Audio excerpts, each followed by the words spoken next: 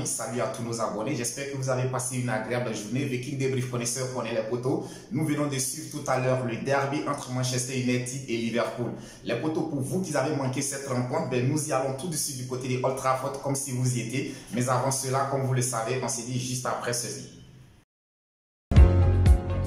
Manchester United-Liverpool était annoncé comme le derby de cette troisième journée au niveau de la Première Ligue anglaise. Les potos, à noter que c'était le dernier match de cette troisième journée. À vrai dire, particulièrement, je fais partie des personnes qui étaient sceptiques à savoir est-ce que cette rencontre serait un derby, oui ou non. Parce que lorsque nous regardons la forme actuelle des deux équipes, surtout de Manchester United, et au vu des dernières rencontres entre Manchester United et Liverpool qui a toujours tourné à l'avantage des Reds de Liverpool, je me posais la question de savoir est-ce que cette rencontre serait véritablement un derby. Mais je pense que les potos, j'avais oublié une seule chose, c'est qu'en Angleterre, un derby reste un derby, quelle que soit la forme de l'une ou de l'autre équipe. Et je pense que c'est ce qui nous a été démontré ce soir. On a assisté à un véritable match de football. On a assisté à une réincarnation, à la réincarnation surtout de Manchester United. Aujourd'hui, Manchester United nous a montré un visage pour nous faire comprendre que oui, en Angleterre, un derby reste un derby. Les potos, nous avons vu un visage de Manchester United. Nous avons vu des joueurs révoltés. Nous avons vu des joueurs révolutionnaires sur le terrain. C'est ce que je demandais à l'entraîneur de Manchester United. Alors, la dernière fois, ceux qui ont regardé ma dernière vidéo, je disais, mais aujourd'hui, pourquoi s'attarder sur des noms? Pourquoi s'attarder sur des stars qui aujourd'hui n'ont pas envie de défendre les couleurs du club? Pourquoi ne pas faire confiance à la jeunesse? Je pense que mon message est bien passé. Ten Hag a entendu mon message. Aujourd'hui, il a fait confiance à la jeunesse. Il a décidé, il a pris ses responsabilités. Il a décidé de mettre sur le banc de touche Cristiano Ronaldo et Harry Maguire. Je pense que le fait de mettre ces deux cadres sur le banc de touche, c'est un signal fort qu'il envoyait à tout son groupe. Mais lorsque nous avons regardé le match aujourd'hui, Manchester United, Liverpool, les potos pour ceux qui ont regardé, je pense que les jeunes gens à qui Ten Hag a fait confiance ont valablement défendu les couleurs de Manchester United. Je commencerai d'abord par parler du jeune défenseur, le latéral gauche de Manchester United, Malacia. Je dirais qu'aujourd'hui, Malacia nous a sorti une performance XXL, les potos. Malacia, aujourd'hui, il a carrément bouclé Mohamed Salah tout au long de la rencontre. La seule fois où il n'a pas été vraiment attentif, c'est cela qui a permis à Mohamed Salah de marquer le but de Liverpool. Donc aujourd'hui, je pense que le fait d'avoir fait confiance à la jeunesse, le fait d'avoir mis sur le banc de tous certains cadres, c'est un signal fort qu'il a envoyé à tout le groupe pour leur dire personne n'est indispensable au sein de cette formation. Alors je commencerai tout d'abord par saluer la charnière centrale de Manchester United. Alors aujourd'hui, le duo composé de Lisandro Martinez et de Raphaël Varane, je dirais que les potos, vraiment, ils nous ont sorti un match au top. Ils nous ont sorti un match vraiment top. Lisandro Martinez et Raphaël Varane nous ont sorti un match vraiment top. Et c'est ce que nous attendons, c'est ce qu'on appelle un défenseur. Lisandro Martinez, on le connaissait déjà du côté de l'Ajax d'Amsterdam. Je l'avais dit lorsqu'il avait signé du côté de Manchester United. J'avais dit que ça avait été vraiment une très bonne pioche pour Manchester United parce qu'on le sait, c'est un défenseur rigoureux, c'est un défenseur qui est très rigoureux dans ses interventions et il est juste dans ses interventions. Je pense qu'aujourd'hui, il a fait valoir de toutes ses qualités et c'est ça aussi qu'on appelle la confiance. En début de championnat, c'est vrai qu'il n'était pas encore adapté à la première ligue anglaise, mais je pense que désormais, il est vraiment adapté, il est rodé. Et aujourd'hui, il nous a montré que les dirigeants de Manchester United n'ont pas eu tort de le faire venir du côté de Manchester United. Quant à Raphaël Varane, je dirais que nous avons retrouvé aujourd'hui le grand Raphaël Varane du Real de Madrid. Il nous a sorti vraiment un très beau match au niveau de la défense centrale de Manchester United. Je peux dire que ça a été un sans faute. En tout cas, bravo à cette défense centrale. Sur le flanc de l'attaque, aujourd'hui, nous avons retrouvé un Rashford. C'est vrai que Rashford n'a pas été flamboyant tout au long des 90 minutes, mais j'ai retrouvé un Rashford qui était impliqué dans le collectif. On a vu un Rashford qui fournissait des efforts défensifs pour venir défendre et aussi en attaque, il a été présent et je pense que c'est à juste titre qu'il a inscrit un but au cours de cette rencontre. Donc les potos, ce qu'il faut dire, aujourd'hui nous avons vu un Manchester United qui tient enfin son match référentiel. Enfin, Manchester United ouvre sa saison 2022-2023. Et je pense que c'est ce genre de rencontre qui permettent à une équipe de pouvoir vraiment prendre l'ascendance de se réveiller. Manchester United avait débuté très mal sa saison en 2 matchs. Ils avaient fait 2 défaites. Je pense qu'aujourd'hui, avec cette victoire sur l'équipe de Liverpool, qui n'est pas n'importe quelle équipe, ça permettra aux joueurs de Manchester United d'avoir confiance, de regagner en confiance et de définitivement lancer leur saison. Quant à Liverpool, je dirais que c'est le pire début de saison de Liverpool depuis que Klopp est à la tête de cette équipe de Liverpool. C'est le pire début de saison. En 3 matchs, les restes de Liverpool n'ont que 2 points. Liverpool n'avait jamais connu cette dégringolade depuis plusieurs années. Mais je dirais qu'il est grand temps pour Klopp et tous ses poulains de se réveiller. Il est vraiment grand temps. Donc les potos, ce que vous devrez savoir, c'est qu'on a vu aujourd'hui un Manchester United à Old Trafford qui était vraiment enragé. Manchester était vraiment dans tous les bons coups. Physiquement, techniquement, tactiquement, ils étaient au-dessus de cette équipe de Liverpool. Ça, il faut le dire. Et je pense que même si aujourd'hui Liverpool se tire avec 2-1, je pense que c'est vraiment, pour moi, c'est pas cher payé.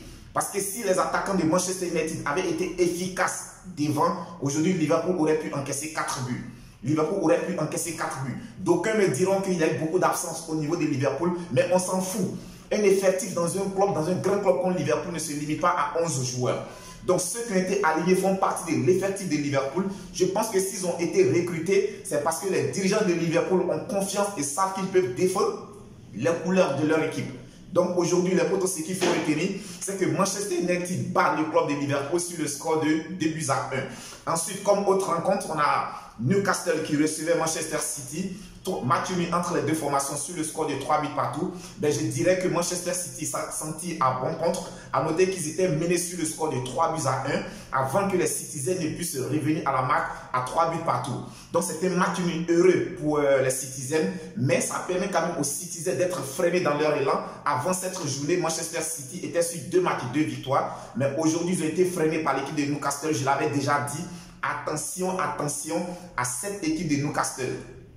Depuis le rachat de Newcastle par ses nouveaux propriétaires, c'est une équipe qui ne cesse de monter en puissance. Donc il va falloir faire vraiment très attention à cette équipe de Newcastle. Ensuite, outre Newcastle, Manchester City, on avait aussi Leeds United qui recevait le club de Chelsea. Alors les Blues de Chelsea ont été largement battus du côté de Leeds sur le score de 3-0. Ensuite, on a Arsenal qui confirme sa belle entame de saison. Arsenal est allé s'imposer du côté des Bournemouth sur le score également de 3-0. A noter qu'au cours de cette rencontre, on a vu vraiment une très bonne équipe d'Arsenal. Et les potos, voici où est important un manager, surtout un grand manager au sein d'une grande formation.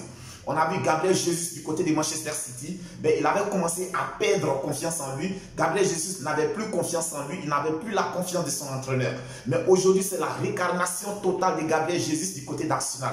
Et cela, c'est parce qu'il a la confiance de son entraîneur, les potos. Si vous avez regardé le match Arsenal-Bournemouth sur le premier but d'Arsenal, ben, vous allez voir la grande classe, la master class de Gabriel Jesus. Ça prouve et ça démontre que c'est un joueur qui a confiance.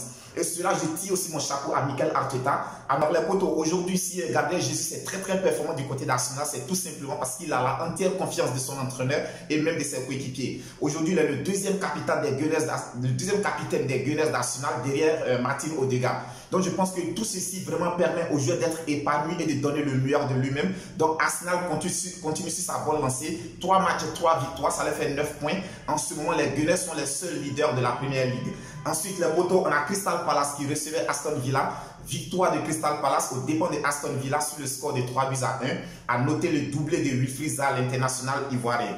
Ensuite, les potos, on a Tottenham qui est venu difficilement à bout de Wolverhampton sur le score de 1-0. L'unique but de Tottenham a été inscrit par Harry Kane, son attaquant star, son attaquant vedette. Du côté de l'Espagne, c'est joué la deuxième journée de la Liga et à cet effet, on a le Rayo Vallecano qui est allé s'imposer du côté de l'Espagnol sur le score de 2-0. Les potos, je l'avais déjà annoncé, le Rayo lors de la première journée était allé faire match nul au Nou Camp face au FC Barcelone et j'avais déjà dit c'est une équipe qui avait une très bonne disposition tactique.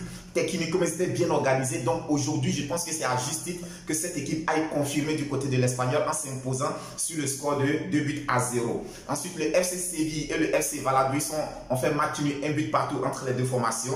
On a le Real de Madrid de Karim Benzema qui est allé largement s'imposer du côté de Celta Vigo sur le score de 4-1. Les potos, quand on dit que le Real est un grand club, pour les personnes qui ne supportent pas cette équipe, pensent qu'on exagère dans nos dires. Aujourd'hui, quand tu regardes le Real, la gestion de l'effectif, d'abord à commencer par son entraîneur Carlo Ancelotti, tu sens qu'il y a vraiment de l'expérience au niveau de la gestion de tout le groupe de Real de Madrid. Les potos, nous ne sommes qu'à la deuxième journée du championnat de la Liga. Et déjà en 2 journées, je dirais que Carlo Ancelotti a déjà fait jouer la quasi-totalité de son effectif. En 2 journées, il a déjà fait jouer tout le monde, c'est-à-dire il implique tout le monde. Il amène tous les joueurs à se sentir concernés. Et ça, c'est ce qu'on appelle une gestion de son groupe. Aujourd'hui, il a dit en début de saison, le Real de Madrid vise 6 trophées majeurs. Et pour un club qui vise 6 trophées majeurs, je pense qu'arrivé à un certain moment de la saison, il va falloir faire recours aux personnes qui sont sur le banc de touche. Et tout de suite, Carlo Ancelotti a commencé à mettre ces personnes en confiance. Je pense que ça s'appelle une gestion humaine. Ensuite, en dehors de Carlo Ancelotti, sur le terrain, nous avons un véritable leader qui est Karim Benzema. Les potos, nous savons qu'en ce moment, Karim Benzema convoite le ballon d'or FIFA 2022.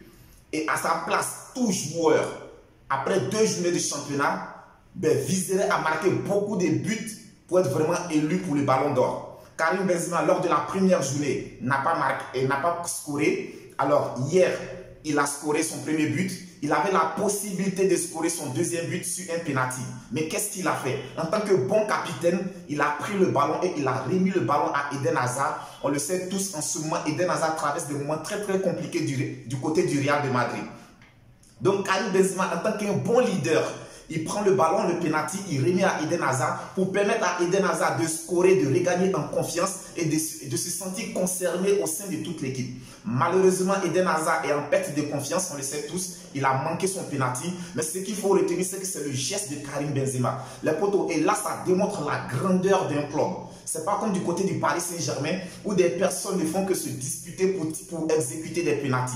On l'a vu lors d'une autre saison au cours d'un match du côté de la France où Edinson Cavani s'était disputé avec Neymar concernant un penalty et le week-end dernier, ça a été pareil entre Neymar et Mbappé. Mais ce n'est pas le cas au Real de Madrid, les potos. Et c'est ce qu'on appelle la grandeur d'un club. Donc, ce qu'il faut retenir, c'est que le Real s'est largement imposé du côté de Celta Vigo sur le score de 4-1. Et aussi du côté du Real, je dirais que la relève est déjà assurée. Lorsque nous voyons le duo Camavinga et Tchouaméni, c'est ce qu'on appelle aussi préparer l'avenir d'un club. On sait tous Casemiro est parti du côté de Manchester United. Les potos, je vous l'avais déjà annoncé qu'avant samedi, Casemiro irait du côté de Manchester United. Les potos, regardez bien mes vidéos. Je pense qu'aujourd'hui, c'est vrai que je ne représente pas une chaîne comme Canal Plus Sport, etc. Mais les potos, toutes mes informations ont été confirmées. Tous les transferts que j'avais annoncés lors du mercato estival, tous ces transferts ont été réalisés. Ce qui voudrait dire que les informations que nous véhiculons, ce sont des informations qui ont été vérifiées avant de vous les véhiculer. Donc, Casemiro est désormais un joueur de Manchester United. Il était présent à Old Trafford dans les tribunes. Je pense qu'aujourd'hui, il a assisté à la première victoire de son club face au rival de toujours, Liverpool. Ensuite, pour revenir toujours du côté de l'Espagne, il faut noter que les potos, l'Atlético de Madrid a été battu à domicile par le Villarreal sur le score de 2-0. On a la Real Sociedad qui a été battue également à domicile par le FC Barcelone sur le score de 4-1. Les potos, c'était vraiment un match très compliqué. Mais là aussi, au cours de ce match, nous avons vu le coaching de Xavi. On a vu le coaching de Xavi lorsque c'était vraiment compliqué parce que Barcelone était vraiment dominé par son adversaire. Ils étaient dominés par une très belle équipe de la Real Sociedad. Il a fallu l'entrée de Ansu Fati pour changer carrément le visage de cette équipe du FC Barcelone. Je dirais que l'entrée de Ansu Fati a été vraiment salutaire pour l'équipe du FC Barcelone parce que dès qu'il est entré, on a vu de bonnes choses, il a montré de bonnes choses et ça a permis au FC Barcelone de s'imposer sur le score de 4-1. A noter que Robert Lewandowski a également inscrit un doublé au cours de cette rencontre. Donc là, il débloque son compteur but pour la saison 2022-2023. Ensuite, les potos du côté de la France, il jouait également la 3e journée. Et nous avons Lyon qui a battu l'équipe de Troyes sur le score de 4-1. Monaco a été surpris à domicile par Lens, également sur le même score de 4-1. On a Marseille qui est venu à bout de l'équipe du FC Nantes sur le score de 2-1. A noter que Marseille était réduit à 10. Mais malgré cela, les Marseillais ont pu aller chercher, puiser dans leurs ressources pour aller arracher vraiment cette victoire de 2-1. En tout cas, bon début de saison pour le club de Marseille. Ensuite, les potos, nous avons Clermont, le nouveau promu, qui fait un très bon début de saison. Clermont est venu à bout du FC Nice sur le score de 1-0. On a Montpellier qui s'est incliné à domicile face à Auxerre sur le score de 2-0. Dernier match de la 3e journée au niveau de la France. Le match qui était annoncé comme le derby, le duel, le choc de cette 3e journée du côté de la France, à vrai dire, ça n'a pas été un choc. On a tout simplement assisté à une démonstration de force du Paris Saint-Germain. Dès la première minute, déjà les couleurs avaient été annoncées par Kylian Mbappé qui a ouvert le score à la première minute. Je dirais que cette année, Kylian Mbappé vient d'inscrire le premier but le plus rapide dans le championnat français, saison 2022-2023. Donc déjà, à la première minute, le Paris Saint-Germain menait sur le score de 1-0. Alors ensuite, la masterclass du trio magique de Paris Saint-Germain s'est mis en marche. Alors Neymar a inscrit un doublé, Lionel Messi a été buteur et pour conclure, nous avons Achraf Hakimi, le défenseur, le latéral international marocain qui a aussi inscrit un but au cours de cette rencontre. Donc à noter que le Paris Saint-Germain s'est largement imposé sur le score de 7-1. Ensuite les potos, nous allons atterrir tout de suite du côté de l'Italie en Serie A où se jouait la deuxième journée du championnat d'Italie. Nous avons le Torino et la Lazio qui ont fait match nul sur le score de 0 but partout. On a l'Inter de Milan qui s'est largement imposé face à Spezia sur le score de 3-0. À noter les potos, nous assistons en ce moment à la réincarnation de Romelu Lukaku du côté de l'Inter de Milan. Ensuite les potos, nous avons le Napoli qui s'est imposé face à Monza sur le large score de 4-0. On a le choc de cette deuxième journée qui imposait l'Atalanta à l'AC Milan et match nul entre les deux formations sur le score de 1 but partout. Ensuite, nous avons l'AS Roma de José Mourinho qui a battu Cremonese sur le score de 1-0. La Sampdoria de Gênes a été tenue en échec sur ses installations par la Juventus de Turin sur le score de 0 but partout. Les potos, dernier match de ce week-end, nous allons tout de suite atterrir du côté de l'Allemagne en Bundesliga où se jouait la troisième journée de la Bundesliga et nous avons le Borussia Dortmund qui a été surpris à domicile par le Werder de Brême sur le score de 3-2.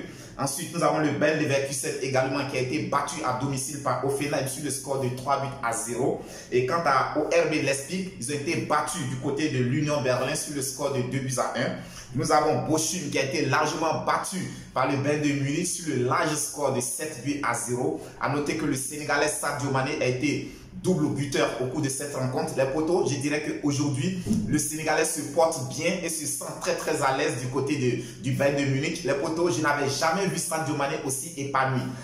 Durant tout le temps que Sadio Mané a passé du côté de Liverpool, les potos, peut-être que je me trompe, mais moi, je n'ai jamais vu Sadio Mané monter dans les tribunes, aller célébrer une victoire avec les supporters. En tout cas, je n'ai pas encore vu cette image. Si vous avez déjà vu cette image, veuillez me l'envoyer pour que je puisse la voir. Mais par contre, du côté de l'Allemagne, on a vu Sadio Mané monter dans les tribunes, aller célébrer une victoire du Bayern de Munich avec les supporters. Ce qui traduit tout simplement que le joueur se sent à l'aise du côté du Bayern de Munich. Il est très heureux d'évoluer dans ce club et je pense que cela, c'est parti pour voir un très grand Sadio Mané au cours de cette saison 2022-2023. Alors les potos, c'était tout pour aujourd'hui. J'espère que vraiment cette vidéo vous a plu. Si elle vous a plu, n'hésitez pas à la liker, à la partager, à la commenter. Mais d'ici là, portez-vous bien. Que Dieu vous protège. On se dit à très bientôt pour une autre vidéo. D'ici là, on reste tous Viking Débrief, connaisseurs qu'on est, la chaîne de tous les amoureux et amateurs du football.